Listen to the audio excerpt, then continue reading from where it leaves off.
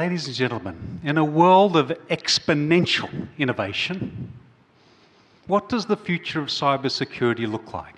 What are some of the big threats coming our way that we should think about? And what are some of the big opportunities we can start thinking about to make the world a little more secure on a planet-wide basis?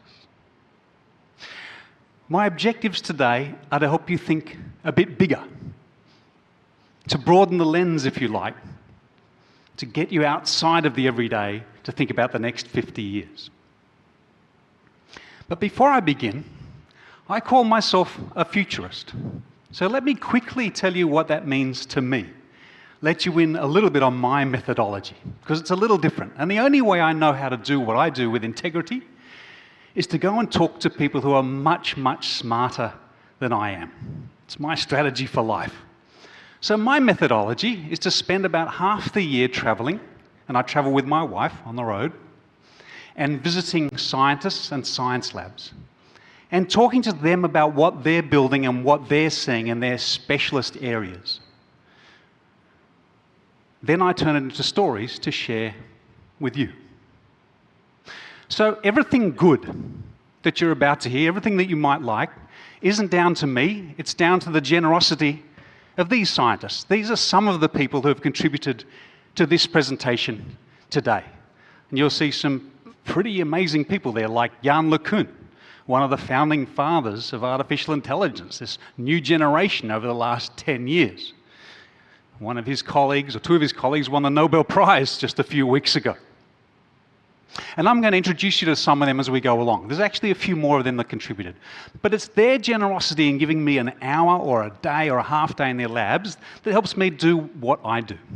And all the mistakes, they're mine.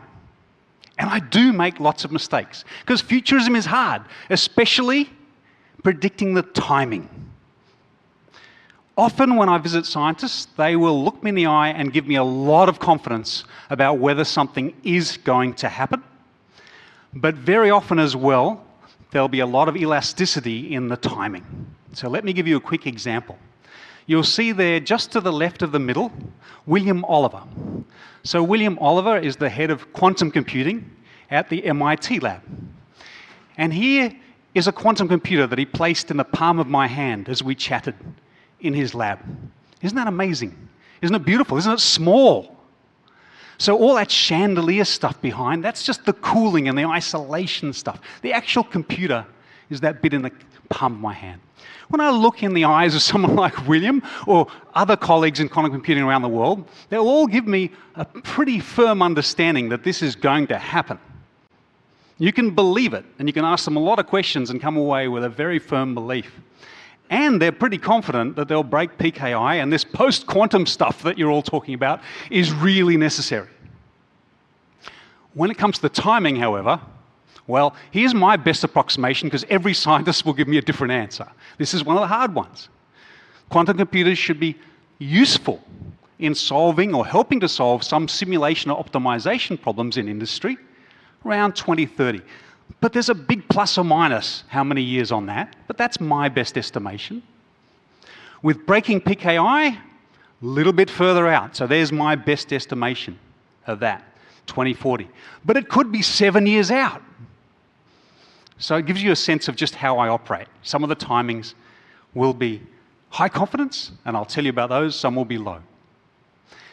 And after this presentation, I'm going to be around for a couple of hours, so come and tell me where I'm wrong, and we'll learn together. That's what the process is all about.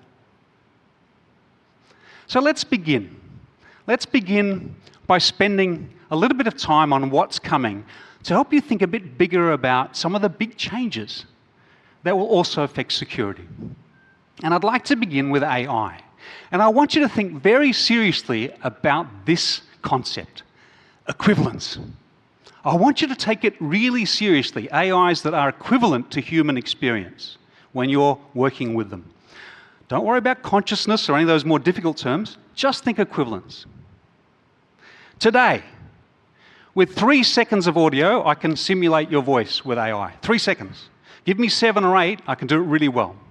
Give me 5 minutes of video with an iPhone, and I can create an avatar of you of this quality and put it on my website. 5 minutes. And a single text prompt will generate with AI a background of this quality.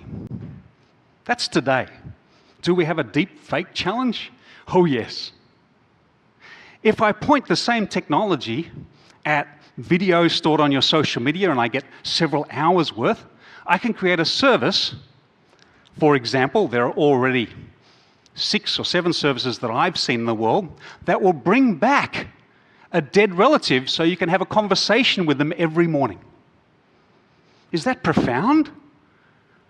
I find that really challenging, but it does illustrate really well the sorts of security challenges we've got in equivalence, in being able to not distinguish between the human and the AI.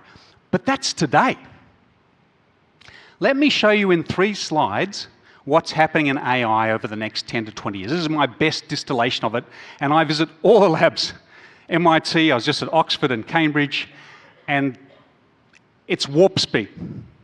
The single biggest message I can leave with you today, the single biggest message, is that AI will be the biggest force of change in all industries, all jobs, all roles for another 20 years.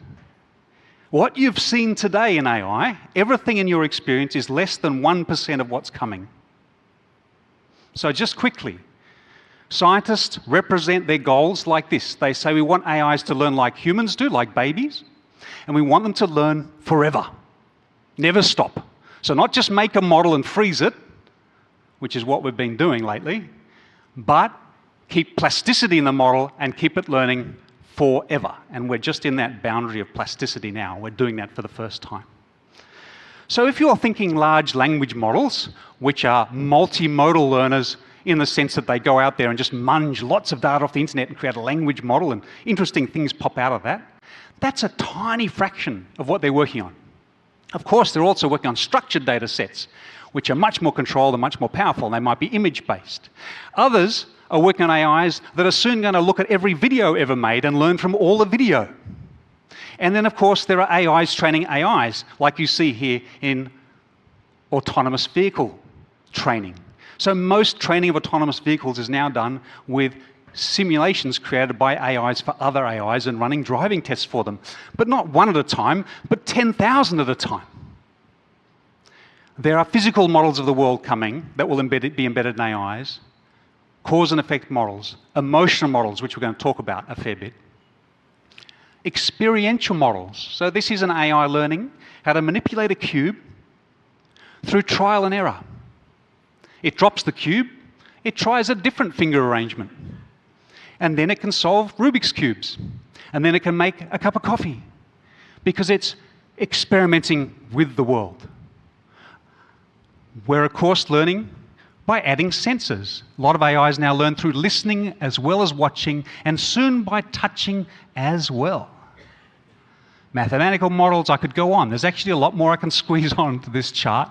And soon AIs will identify the gaps in their learning and ask you questions to fill those gaps. That last one alone is worth all the others combined. So AI is going multimodal. It's also going multi-level. So Jan LeCun's concept of what he's working on next is AI supervising AIs within the brain. So you have higher order supervisory AIs and lower order instinctive AIs. And it's becoming multi-agent. Very soon you'll have 10,000 AIs that ask each other questions because they're specialists in their fields and their areas. This is what's happening in 2024 right now, really an exciting space. So we're getting 10x and 20x and 200x improvements in AI quality by having one agent construct an essay and the other one act as a critic of the essay. We've been doing that in coding for a while. We're doing that in autonomous vehicles with a supervisory AI looking at the decisions of the vehicle and going, I don't like the safety parameters of that, there's too much risk, I'll override and we'll just stop right there. So there's actually multiple agents in the vehicle now. That's it in 3 slides. So when you think about the future of customer service or the future of financial apps like this is not the interface of the future. This is the interface of the future. Fully conversational, equivalence. And we're getting this now. When I travel with my wife, she does all the admin. She calls the hotels in advance. Recently, we were in Savannah, Georgia, and she's on the phone to a hotel for about 20 minutes trying to arrange so we can drop off our bags, do a late check-in, late check-out, do all the things we have to do. And she gets off the phone and she says to me, I just realized that wasn't a human. Those conversational assistants are rolling out in all kinds of industries already. But I want you to think about this from a security perspective, because this is the future of interfacing. And if you're not doing that in customer service, you're not competitive. People want this. Now think about the trust that's involved when you start humanizing your interface like that. People trust them. What happens when you do a man-in-the-middle attack on something like that? And let's go further. What happens when you have assistants that you spend lots of time with and you fall in love with them? It's already starting to happen, and it will very definitely happen in future. And the leading AI people I talk to, this is their biggest worry. If you haven't seen it, I want to give you a bit of homework. I want you to go and watch this movie, Her. And it's a movie about a man who falls in love with the AI in his phone. And as you watch it, you will think of 400 security threats coming out of that story. Because it's not just trust, it's love. And I want you to understand the AI assistants that are coming are built. What Meta is building, what these guys are building, they are built to make us laugh and make us cry, to engage with us emotionally. We will love them and they will love us back. And all the crowds around this planet are going to demand that they have them. They won't want to give them up. So when I talk about the greatest threat to cybersecurity on the planet, and one of the greatest threats of AI to this world, this is it. You used to worry about what happens when your children have friends online. What happens when they have artificial friends? Think about it. It's a big threat. The AI threat is not Terminator or Skynet. It's much more subtle. It's the next 10 years of AI interfaces coming in, taking over so many tasks for us, and we'll trust them with our credit card information, with all kinds of tasks as they go along, and they're hackable. Let's now just flesh this out with a few more things. Internet of Things, add AI to it, you get the same thing with robots. So we have our first general purpose robots rolling out, and they will, of course, explain what they're doing, and they have a conversation with you already, like this Figure robot, which is being deployed in a test in a BMW plant in Spartanburg, South Carolina. The same risks apply, the trust, the emotional attachment. If we look at robots at Columbia University now, I visited a lab with Hod Lipson recently. This robot engages with you emotionally. It smiles before you do, because it watches your emotions so carefully that it knows when you're about to smile, and it smiles first. Really engaging, but also dangerous. The same goes for vehicles. Lots of people worry about vehicles being hacked and caused to crash, like this wonderful scene in Leave the World Behind, that TV series. Really scary. I don't worry about that at all, and I'll show you why in a little while. I worry much more about the fact that all of the interfaces will be conversational. They will be just like a personal agent. They're already becoming conversational because the computer scientists want them to explain their driving decisions to you. But you won't be worried about the driving so much as ordering your pizza, or maybe the dating service, which is matchmaking you with the rideshare, and all the other things that are going to happen with that car, which will be listening to you for every second of the ride, because it has to. Is that a security vector? Absolutely.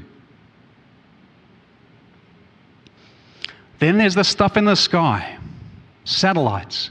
That's how many satellites are scheduled to be launched and orbiting in 10 years.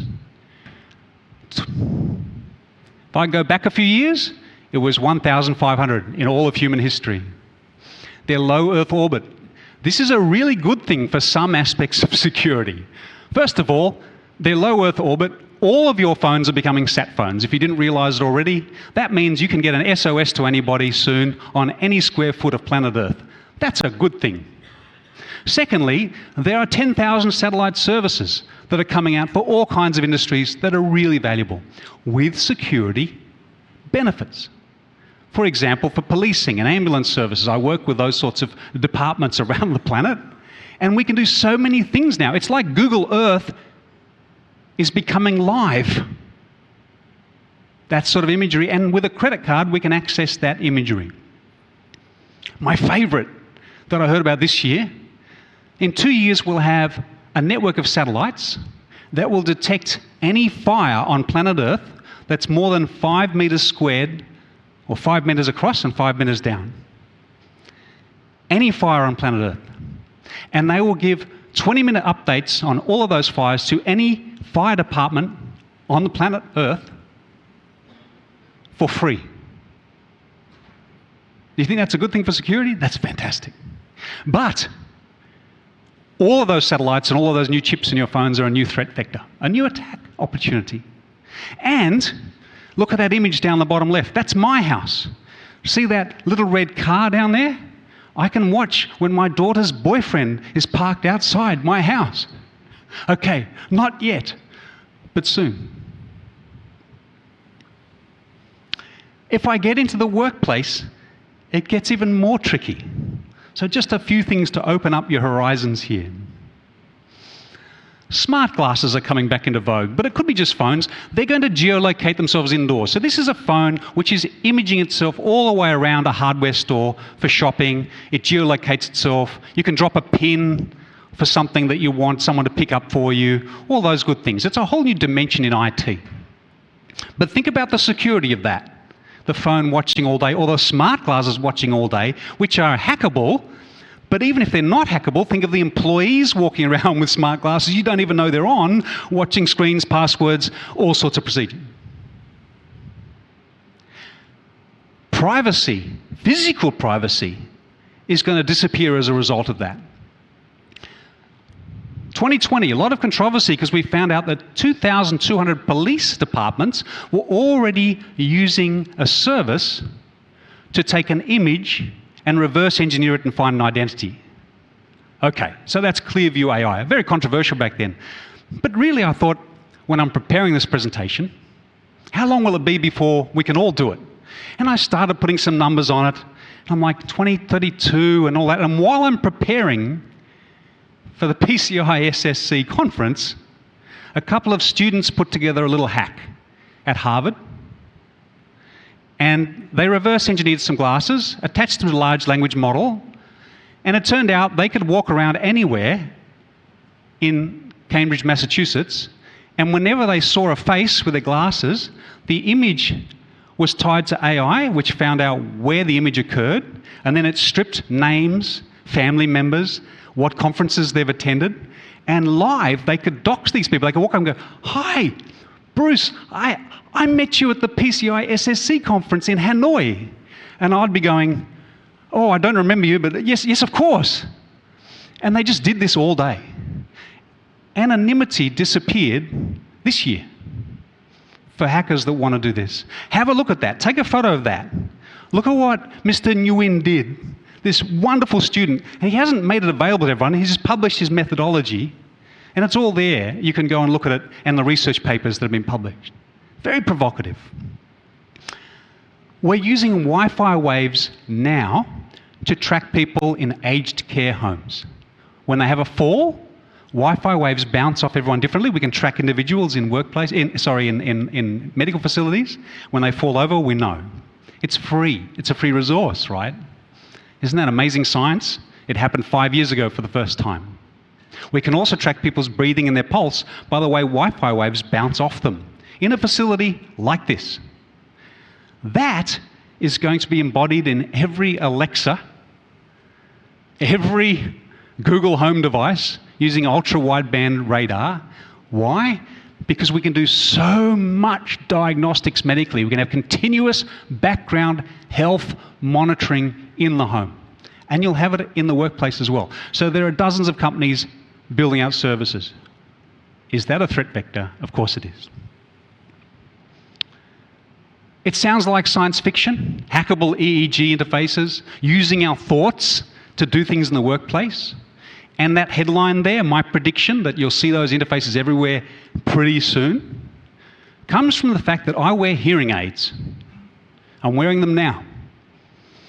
And every hearing aid is going to get an EEG reader to read who I'm trying to listen to in a room so it can dial down all the other voices and they're not all out at once, right? And I can't wait.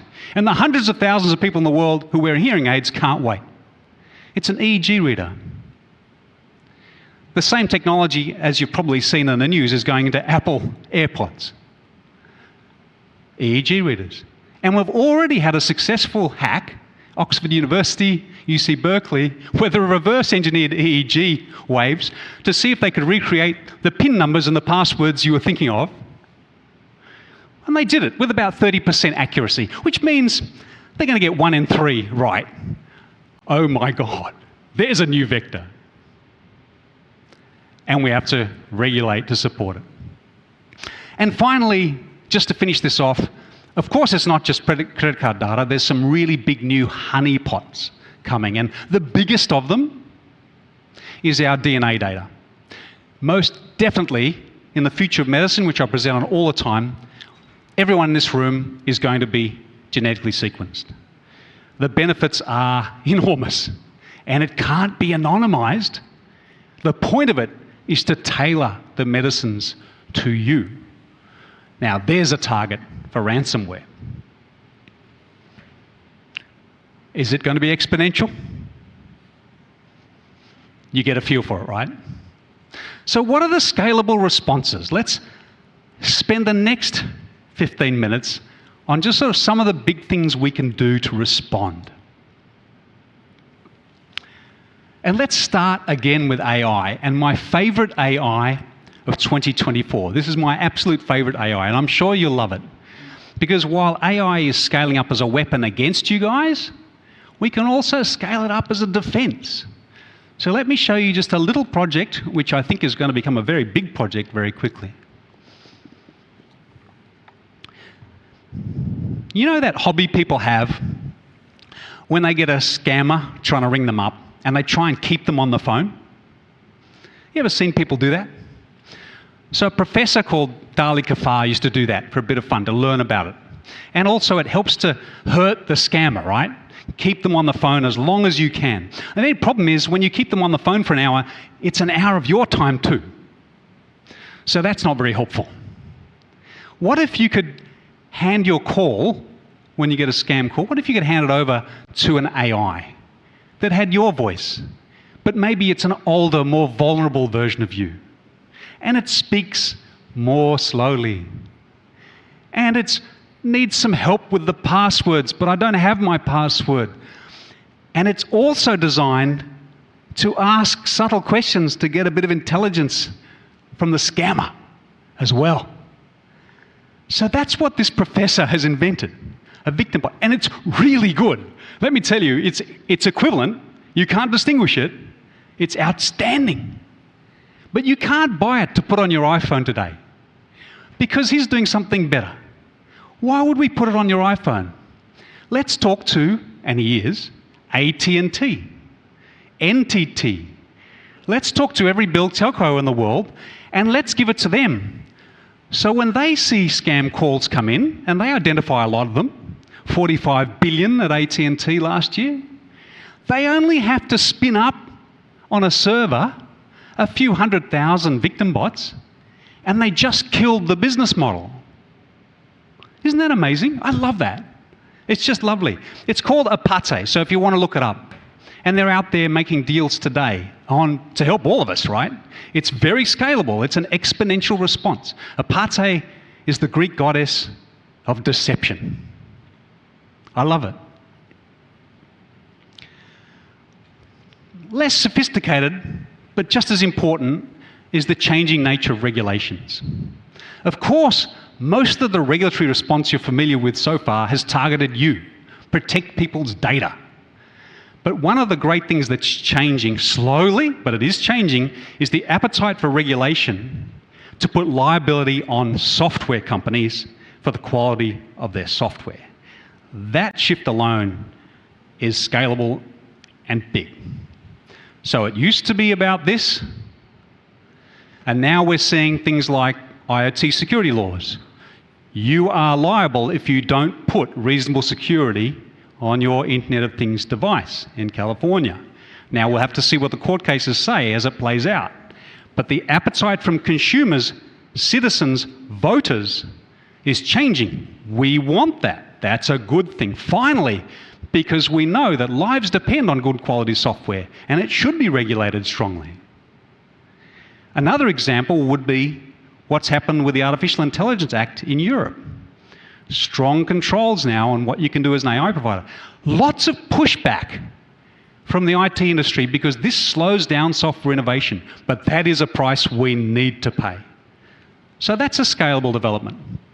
Another regulatory one is more regulation around crypto. Because as Bruce Schneier said to me, now he's the security guru at Harvard, he said, if you think about it, without crypto, there'd be almost no ransomware. Think about that. And if any of you own crypto, I know you didn't go into it for this reason, but you are acting as a smokescreen for money launderers. It is a huge money laundering machine. And it is relatively easy to see the money laundering at the bad exchanges. You can identify the types of activity. So the sooner we get financial regulations that push out a little bit, and here's Mr. Schneier there talking away, as soon as we do that and we say to US banks, for example, you cannot trade with this exchange or you won't be able to trade as a bank. As soon as you introduce those regulations, you start to disrupt the money laundering process. So that's a big one as well. As old as information is the idea that compartmentalizing information is a good thing. So let's look at 3 things that we could be doing now. One is, everyone in this room could be keeping less information. Now the trend at the moment in the industry is to hoard everything because everybody's realizing that machine learning might pull more value out of our data sets and they're keeping it even though they don't know what they might do with it. But you guys understand this really well because I know lots of the software tool providers out there and the foyer there, they help you identify data you shouldn't be keeping. So you should be getting rid of it, that sort of thing. So the less of it we hold on to that we don't need, the better. Here's another form of data compartmentalization which is exciting me in 2024. You might have seen Apple's announcements around AI. And the biggest thing in there from a cybersecurity point of view was their promise. So this is their branding strategy now. Their promise not to keep your data, to do the processing for AI at the edge, not on the servers, and to make that publicly auditable. Huge. I think we're going to see more companies follow suit, and that's a huge game changer for security. Now, of course, that's only a promise. They have to do it. Remember these people? Remember the hack? They used to collect money to say we'd get rid of all your data, and then when they were hacked, all the records were exposed and the data was still there. So we actually have to see them act on it. A third method, and this is probably the gold standard for compartmentalization, is to allow customers to manage their data in encrypted form and their own permissions for how that data is used. Now, I've been watching those sorts of initiatives for 20 years, but I finally found one that I think has some good traction. So imagine 3 different patients with their health data, with encrypted pods, personal data, sort of stores, on the internet, fully encrypted, and releasing just the types of their records that they want or the aspects to different hospitals as they need it. So it's reversing the idea of hospitals managing the records. It's really the patient owning the entirety of their record. So the solid pods protocol is actually backed by the inventor of the web, so Tim Berners-Lee. And it has been deployed now. So this is pushing the whole thing back to the customer to manage their data. So you don't hold any of it. It has been implemented now in various health systems. The NHS has started to do some, also in Belgium and Flanders, and the BBC. So people with their streaming preferences for TV just release what they need as they go to different TV services instead of it held in a database. It could be any credential you like. So take a look at that as a metaphor for where we're going and something you can do now. Let me combine some of these with a quick IoT story. I mentioned autonomous vehicles and why I wasn't worried about them all crashing and being hacked. So let me show you a glimpse of the future of autonomous vehicles. And it's multi-layered. It combines, let me just go back, it combines AI learning forever, regulation, compartmentalization, and a few other things as well. First of all, transport is strongly regulated. And I want you to think about the aircraft industry as the metaphor for where the car industry is going. There will be high expectations for how that data is managed because lives will be lost, and it's obvious that they will if it goes wrong. So we've got good people working on strong regulations in all kinds of places. Secondly, the future of autonomous vehicles is not just this picture. It's not just vehicles with sensor networks. It's vehicles that actually connect to other vehicles and share metadata for all the vehicles around them for a square mile. So every vehicle knows the speed, the trajectory, the destination of every other vehicle, what objects they might be seeing, the metadata around them. Furthermore, not only are they sharing that information, but they're using it to learn and become more resilient. So the head of robotics at Carnegie Mellon University said to me, the way he sees it is, if a car skids on some black ice in the mountains in Hokkaido, in Japan, at a certain time of year, when there's icy conditions, on a certain corner, every other vehicle in the world will also know that black ice sometimes occurs on that corner, on that mountain in Hokkaido at that time of year. That's the hive mind of autonomous vehicles that we're moving to. Thirdly, multiple layers of oversight. Those vehicles not only are controlled by their own systems, but they have AIs overseeing them, and those overseers are just interested in any risk parameters that might be involved in decisions. And over them, of a ratio of, let's say, 1 human to every 18 or 800 vehicles, we don't know what that'll look like, but they're humans. They're always humans in the loop. We'll see those stoppable. We'll see vehicles reroute for ambulances. That is the future, and it's quite inevitable. And if we look at them today, so this was a more advanced rollout today. This is totally driverless at the University of Florida, Jacksonville. There's a bunch of these shuttles around. They generally zone them. If you cross outside the geo-fence in the zone, it stops. That's also a metaphor for the future of cybersecurity generally. All of those layers, to me. The same goes, by the way, just for a bit of distraction, but we're going to be getting these aerial taxis around. They are here. They are now certificate approved in China. So they're commercial, operational. It'll happen here, I'm sure. Some of you will pay a little bit extra to get here from the airport in one of these autonomous aerial taxis sometime in the next 10 years or so. And we better have all the same security controls, right? A couple of messages on authentication. We're all struggling with how do we add more layers of authentication, more biometrics. We all know the value of it, right? But at a certain point it gets less convenient. Not more convenient, less convenient, because we're asking too much of people. So let me show you a couple of glimpses of things that I think are scalable that add more layers to authentication. And they're all about doing it at the edge, decentralized authentication. At the moment, lots of big government initiatives are moving the other way. They're trying to centralize it.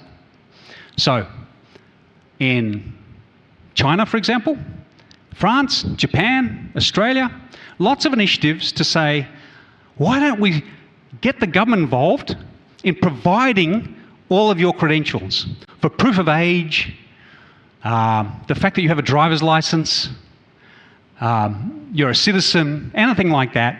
And then we can provide tokens to any business that asks them. So now there's a single provider. And that is a solution, but it's problematic because it requires so many businesses to come on board. Australia's been saying we're going to do this, so the Australian federal government has an initiative. I think this centralised approach might make traction, but it's going to take a long time. If it's going to make traction anywhere, I would pick China, because there's strong control, strong conformance, strong ability to influence business decisions to come along. So China's discussions about having a single internet ID for people and being managed by the government, that's where I would pick meaningful inroads, if that takes place. Now let's go the other way. Let's decentralize. So here's a decentralized approach to authentication at Arizona State University. This professor has simply done liveness detection by adding a chip to your phone, a very cheap chip. And what's happening, and this liveness detection, so are you a human, can be done at the beginning of a conversation or multiple times during a conversation. All he's done is said, let's collect the voice biometrics with the standard microphones, and let's also collect the biometrics for movement, breathing, pulse, and other things, just the movements that must match, they must correlate, if it's a human, with the speech. And then you tokenize that and say, yes, this phone is interfacing with a human. Very cute, requires no ID whatsoever. Don't have to know who it is, but it is liveness detection. Let me give you another one, which is also a soft authentication at the edge of the network, and it's more provocative. Around 2007, I spotted the first lie detection software being used in insurance company call centers. Now, it wasn't that accurate, but what it did, voice stress analysis, and then when the person making the claim sounds like they might not be telling the truth, the operator got prompted to ask more questions. So you don't call them a liar, but ask more questions. And here are some more questions you can ask. About 14 insurance companies were using it that I found in 2007. 2008, I spotted this device deployed in Iraq and Afghanistan by the US military. And I managed to get hold of the research papers around it. It's called a PCAS, Preliminary Credibility Assessment Screening Service, or something like that. Lie detector. They ask you baseline questions. Is your name Bruce McCabe? Yes. Is the sky blue? Yes. Are we in Hanoi? Yes. Or are we in Iraq? Yes. Did you know anything about this bomb? Yes or no? Very provocative. Green light, red light. And the person asking the questions has a gun. I found that really shocking. Soon after that, I saw lie detection deployed at the Arizona-Mexican border, now using 40 different biometrics. Arizona State University again, doing some interesting things in Arizona. Soon after that, I saw the same software deployed in airports in Europe and ports, I think, in Canada and various other places. And of course, we don't know what's there. And it's assisting the customs officer. The kiosk there says, Bruce, how long do you intend to stay in the United States? Do you plan to work here? Do you plan to go home after your trip here? And then it hands an assessment over to the customs officer to ask more questions. Provocative, right? All of that happened before AI took off. Now the accuracy is zooming. A paper published in the very prestigious journal Nature a few weeks ago, it's zooming way past human abilities to detect lies. We're now sitting 85% or better. Another paper published at the University of Würzburg in Germany actually studied how people's behaviours changed when they had access to the software. There are 40 or 50 software applications out there you can install today. and they're getting better fast. That's authentication at the edge. Dangerous, interesting, highly scalable, used well. Please ask additional questions. Don't call them a liar, just ask them. Could be a game changer. Lastly, there's a very human opportunity. Let me give you two assertions which I believe to be true. No police initiative has ever worked without the cooperation of citizens in all of history. The second one is the vast majority of people are good. I really believe that. I travel a lot. I really believe that. I think 8 billion people on this planet Earth with a population of 8.2 billion really hate scammers and really want you to succeed, and they want you to be secure, and they want to help, if they can. That leaves 200 million bad guys. Is that enough? There's a lot of them, right? But most people want to help. So at a human level, are you mobilizing the crowds in the best possible way? There are lots of examples of interesting mobilizations of the crowds to help you. You have a community here, which is wonderful. You mobilize each other. That professor there, he got his students mobilized to go and catch the scammers behind the Zeus malware attack, and they did. What a great project. It was fun. They loved it. Why isn't every cybersecurity course at every university hooked into industry to help you guys? That same professor is part of a network called InfraGuard to help all kinds of professionals like you guys help critical infrastructure. 32,000 members. That's sponsored by the US government. You reward bug fixes. We do this, right? We ask our employees to identify security threats. We incentivize that. How do we extend the crowd? That last one there, you see, identifying stolen cars became a fun thing to do in the Netherlands. It's an app from the police. You photograph them, we'll tell you if it's stolen or not. Be part of the police force. Just to inspire you, here's something a bit outside your context. The Detroit Police Department launched a project in 2016, which I've been watching very closely. They said to people that own 7-Elevens, because a lot of crime happens around 7-Elevens, convenience stores, they said if you pay for a camera and a network connection and the bandwidth, we will do a live surveillance center at the Detroit Police Department with live monitoring of your premises. But you need to pay for it. They did a trial with eight stores. The crime around those 8 stores, because you can see there's signage as well as the cameras, dropped 50% in 1 year. The next year they got 100 stores. Then they got 300, then 400. Today it's about 1,000. We've got daycare centers, we've got all sorts of people. They've become part of the process and spending their own money to be part of it. And the message there is, if the Detroit Police Department can mobilize the crowd like that, you guys definitely can. Okay. Last message, and it's just one slide. We've looked at exponential threats. We've looked at scalable opportunities to address that, at least some of them, because there is lots of opportunity to do this better.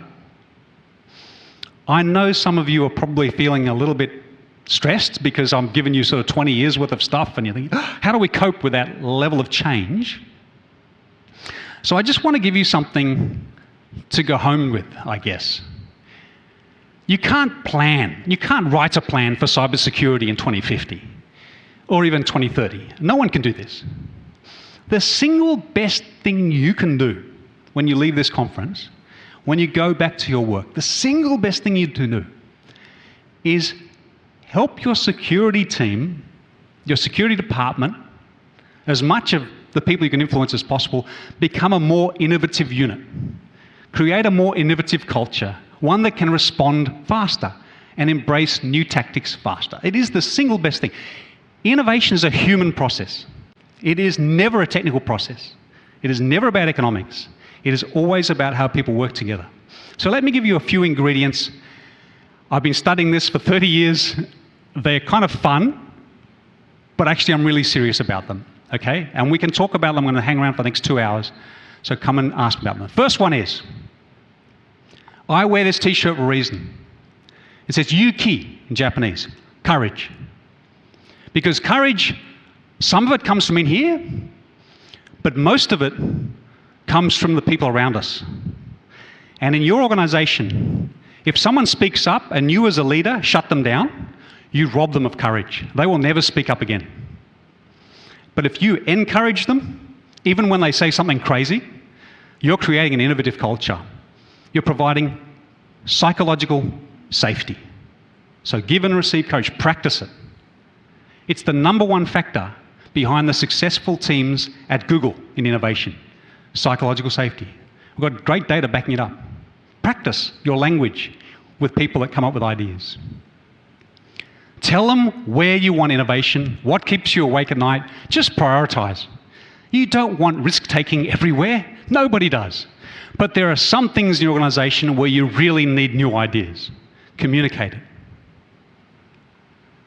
Foster diverse people, experiences, jobs, backgrounds, as much as you possibly can. Diversity is the juice of innovation.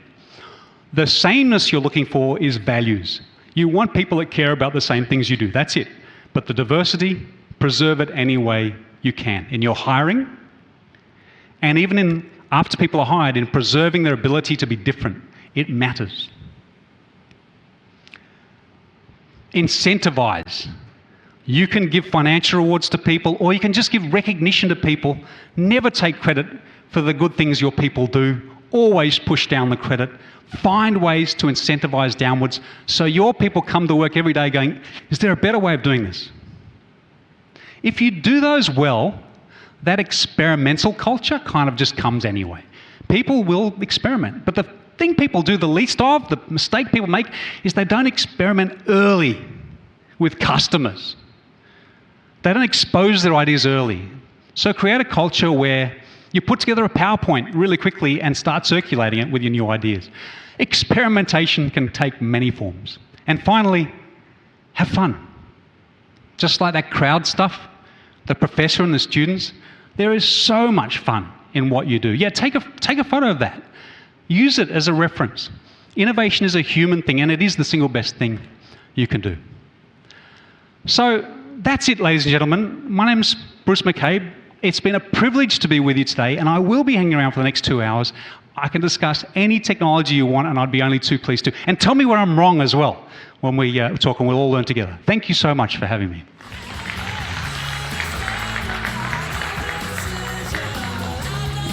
Thank you so much, Dr. McCabe. Thank you. That was truly, truly an insightful moment there that you were able to share all of your research and experience with us. But I do have one question for you. Okay.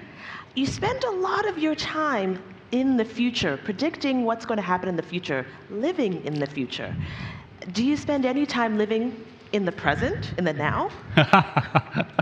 Well, I would say that's probably a great question. I try very hard to do that because I think it's probably the biggest challenge in what I do. They say mental health is linked to living in the present, right? We should all meditate, be now, all that sort of stuff, and my profession does exactly the opposite. And I do spend, even though I spend a lot of time on opportunities, I spend a lot of time on some of the bad things that are coming, and that can get really, really depressing. So yes, I spend lots of time disconnecting and doing things which are totally different.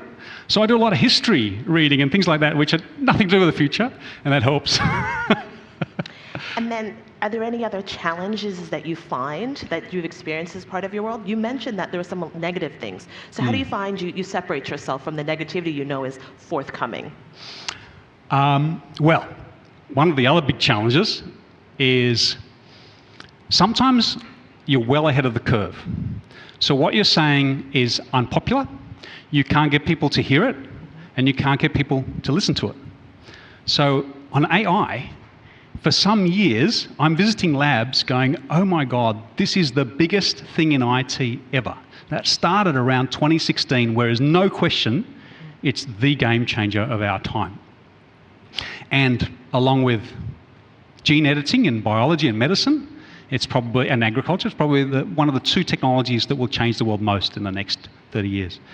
That was a pretty lonely couple of years because I was saying that at conferences and people were not shutting down, but they're going, that's really entertaining, and they're just not taking it seriously. And the same thing has happened in various aspects of the energy industry. So you can be lonely when you're ahead of the curve. That's a big challenge. And like I said at the beginning, the biggest challenge, I think, operationally is the dates. You've got to put a date on it. That's my job. But the dates can move dramatically. You can get quite certain about the direction, but not the dates.